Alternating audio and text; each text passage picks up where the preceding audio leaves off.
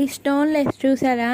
ఈ stone Lay's గురించి explain చేస్తానని చెప్పాను కదా, ఎక్స్ప్లెయిన్ చేయడానికి వచ్చేసాను. Hi friends, welcome to our channel.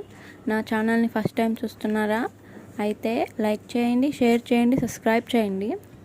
ఇంకా టాపిక్లోకి వెళ్ళిపోతే ఈ స్టోన్ లేస్ని మనం ఏ విధంగా స్టిచ్చింగ్ చేసుకోవాలో చూపిస్తాను.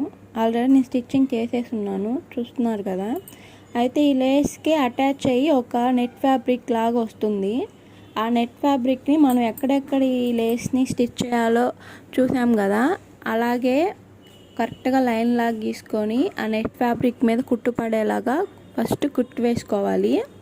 అప్పుడు కరెక్ట్గా ఎటు కదలకుండా ఆ లేస్ అక్కడే నిలిచి ఉంటుంది.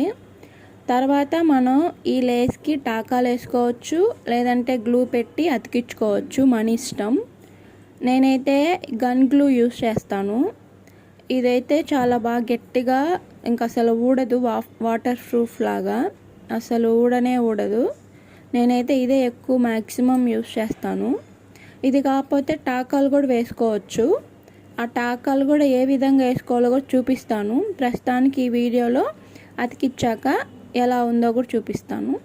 ఇది వచ్చి ఆఫ్ ఆన్ బటన్ అండి. ప్లగ్లో పెట్టాక ఆన్ అవుతుంది. కాసేపు హీట్ ఎక్కాక దాంట్లో నుంచి ఆ గమ్ అనేది వస్తుంది. తర్వాత ఆ కట్ వర్క్ ఉంది కదా, కర్వ్స్ లాగా అతికించుకోవడమే. చూడండి ఎంత స్ట్రాంగ్గా అతుక్కుందో, అసలు ఊడదు. నచ్చితే సబ్స్క్రైబ్ చేయండి.